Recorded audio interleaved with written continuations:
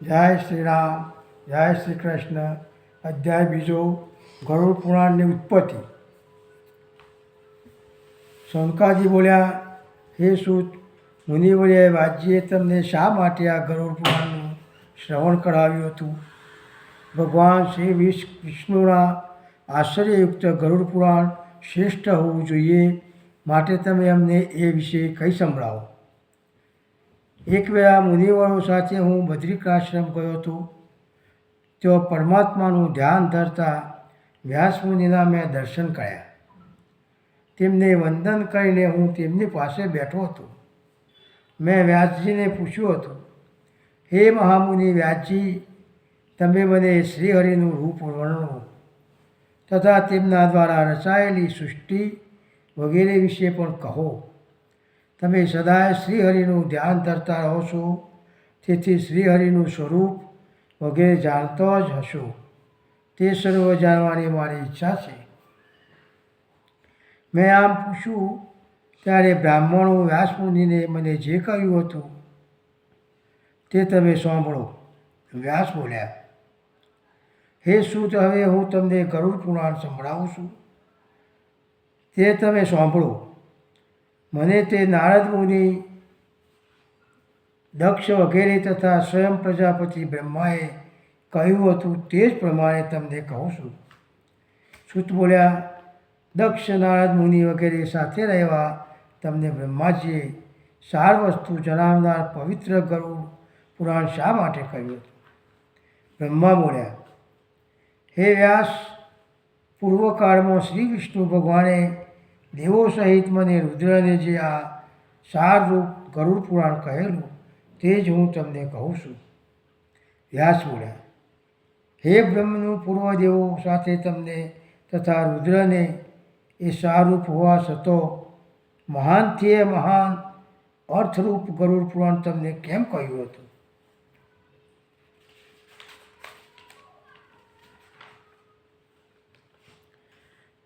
હે વ્યાસ, એકવાર હું ઇન્દ્ર તથા સર્વદેવોની સાથે કૈલાસ પર્વત પર ગયો હતો. તો રુદ્રને મેં પરમ પદ પ્રાપ્ત પરમાત્માનું ધ્યાન ધરતા જોયા. તેમના દર્શન કરી નમસ્કાર કરીને પૂછ્યું હતું કે હે ભગવાન શંકર, તમે કયા પરમાત્માનું ધ્યાન ધરી રહ્યા છો? કારણ કે તમારાથી મોટા એવા બીજા કોઈ દેવ હોય તો તેને હું જાણતો નથી. માટે કયા દેવ છે ને મને કહો. હું આ સર્વ દેવો સહિત તે પરમ સાર સ્વરૂપ જે દેવ હોય તેમનો મહિમા જાણવા ઈચ્છું છું. શંકર બોલ્યા, હું એ પરમ પરમાત્મા ભગવાન વિષ્ણુનું ધ્યાન ધરું છું, જે સર્વ કોઈ આપનાર, સર્વવ્યાપી, સર્વ સ્વરૂપ, સર્વ જીવોના હૃદયમાં વાસ કરનારા છે. હે પિતામહ બ્રહ્મા, ભગવાન શ્રી વિષ્ણુની આરાધના માટે આખા શરીરે ભસ્મ છોડી શિર પર જટા ધારણ કરીને હું હંમેશા સુશોભિત રહું છું, કારણ કે તે મારી વ્રતચર્યા છે. માટે તે વિષ્ણુની સમીપ જઈને નિરંતર જે સાર વસ્તુનું ચિંતન કરું છું. તેથી આપણે બધા તેમની પાસે જઈએ, એ વિશે પૂછા કરીએ. શ્રી વિષ્ણુ ભગવાન નાભીમાં કમળવાળા, દેહ રહિત હોય, ભક્તોને દુઃખમુક્ત કરનાર શ્રીહરિ છે. તેઓ સ્વયં પવિત્ર છે. પવિત્ર પદ ધામયુક્ત, પવિત્ર ચરણવાળા કે પવિત્ર ધામવાળા, નિવાસયુક્ત હંસ એ આ શુદ્ધ બ્રહ્મરૂપ પરમેશ્વર છે. સર્વના આત્મા તે દેવને યોગથી યોજી તેમની સાથે જોડાઈને હું તેમનું હંમેશા ચિંતન કરું છું. સર્વ પ્રાણી, ભૂતો, પદાર્થો તે હરિમાં સ્થિત છે અને એક પછી એક પ્રવેશે છે. જે રીતે દોરાસૂત્રમાં મણકાઓ સમુદાયમાં રહ્યા હોય, તેમ પ્રાણી પદાર્થના કે ભક્તોના ઈશ્વર શ્રી વિષ્ણુમાં ગુણરૂપે થયેલા હોય પ્રવેશે છે. તે વિષ્ણુ સહસ્રો નેત્રોવાળા, હજારો ચરણોવાળા, સહસ્રો સાથળોવાળા, ઉત્તમ મુખવાળા, સૂક્ષ્મથી સૂક્ષ્મ પદાર્થો, અણુઓથી પણ સૂક્ષ્મ અને સ્થૂળ પદાર્થોથી એ અતિ સ્થૂળ, અતિશય મોટા પદાર્થો કરતોય અતિ મોટા શ્રેષ્ઠ પદાર્થો કરતોય શ્રેષ્ઠ છે. વળી જે શ્રી વિષ્ણુને વેદોનો વાક્યોમાં, અનુવાદોમાં, ઉપનિષદોમાં સત્યકર્મ, સત્ય સ્વરૂપ કહેલા છે, સામવેદોમાં તેમને તેજરૂપ કહ્યા છે, વળી જેમને પુરાણ પુરુષ કહ્યા છે, દ્વિજાતિ બ્રાહ્મણોમાં શ્રીહરિને બ્રહ્મા કહ્યા છે, કલ્પકારે જેમણે સકર્ષણ નામે કહ્યા છે, તે ઉપાસના કરવા યોગ્ય પુરાણ પુરુષ પરમેશ્વરની અમે ઉપાસના કરીએ છીએ. વળી જેમ જળમાં મત્સ્યો ફરકે છે, તેમ આ લોકો શ્રી વિષ્ણુમાં ફરકે છે, જે ઋતુ સત્ય સ્વરૂપ, એકાક્ષર ઓમકાર સ્વરૂપ, સત તથા અસતથી પર એવા બ્રહ્મ સ્વરૂપ છે. તેથી સર્વ દેવતાઓ, રાક્ષસો, યક્ષો, પન્નગ, નાગો એમની પૂજા અર્ચના કરે છે.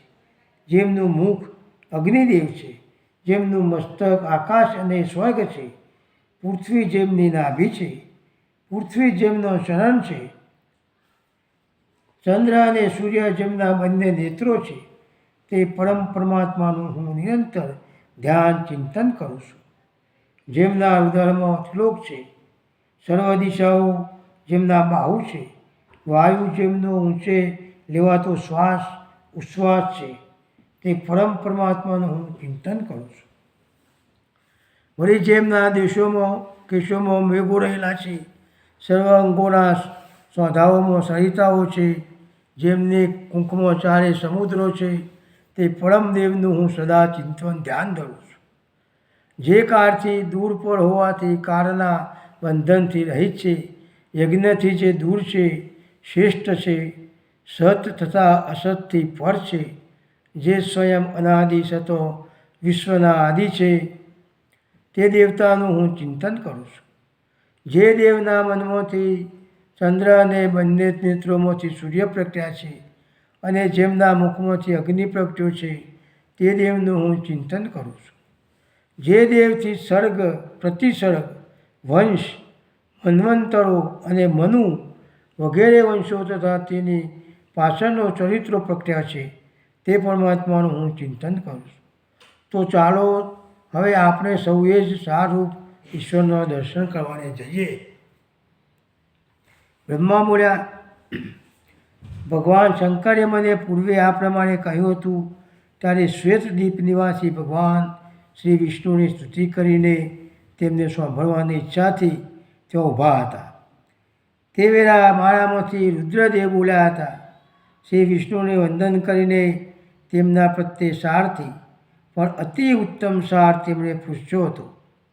વળી તેમણે કહ્યું, જે પ્રમાણે વ્યાસમુનિ મને હમણાં પૂછે છે, તેમજ એ વખતે ભગવાન રુદ્રે દેવો વગેરેની સાથે મારા સાંભળતો આમ પૂછ્યું હતું. એ વેળા તમામ દેવો સહિત હું પણ બધું સાંભળ્યું હતું. રુદ્રદેવ બોલ્યા, હે દેવેશ્વર શ્રીહરિ, તમે અમને કહો કે દેવાધિદેવ ઈશ્વર કોણ છે? ધ્યાન ધરવા યોગ કોણ છે? કોણે પૂજા કરવી? કયા વ્રતોથી એ પરમેશ્વર સંતુષ્ટ થાય? વળી કયા ધર્મ દ્વારા અને કયા વિધિથી ઉપાસના કરવાથી, કયા ધર્મની અર્ચનાથી અને કયા પ્રકારના આચારથી તેઓ પ્રસન્ન થાય છે? તેમનું કેવું સ્વરૂપ છે તે બતાવો. કયા દેવથી આ વિશ્વ ઉત્પન્ન થયું છે? કયા દેવ વિશ્વનું પાલન કરે છે? કયા દેવને વિશે આ જગતનો લય થાય છે?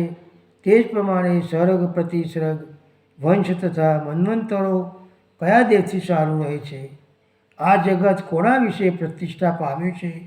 આ તો સ્થિતિ કરે છે. શ્રીહરિ, આ સર્વ કોઈ તમે અમને કહો. તે ઉપરાંત અન્ય જે કંઈ કહેવા યોગ હોય તે પણ કહો. આ સર્વ પ્રશ્નો સાંભળ્યા પછી ભગવાન શ્રીહરિએ શંકર ભગવાનને પરમાત્માના મહાત્મયુક્ત યોગાદિ અને 18 વિદ્યાઓને આ પ્રમાણે કહેવાનું શરૂ કર્યું. હે રુદ્ર, હું જે કહું છું તે તમે આ બ્રહ્માજી તથા દેવો સાથે રહીને શ્રવણ કરો. તમે જેને જાણવા ઈચ્છો છો તે હું જ દેવાદિદેવ છું, સર્વ ઈશ્વરોનો ઈશ્વર છું. હું જ ધ્યાન ધરવા યોગ, પૂજનીય દેવો દ્વારા સ્તુતિ કરવા યોગ છું. પૂજાયેલો હું જ પૂજન કરનારને પરમ શ્રેષ્ઠ ગતિ આપું છું. હે શંકર, નિયમો વડે, વ્રતો અને આચાર વડે મનુષ્યોએ મને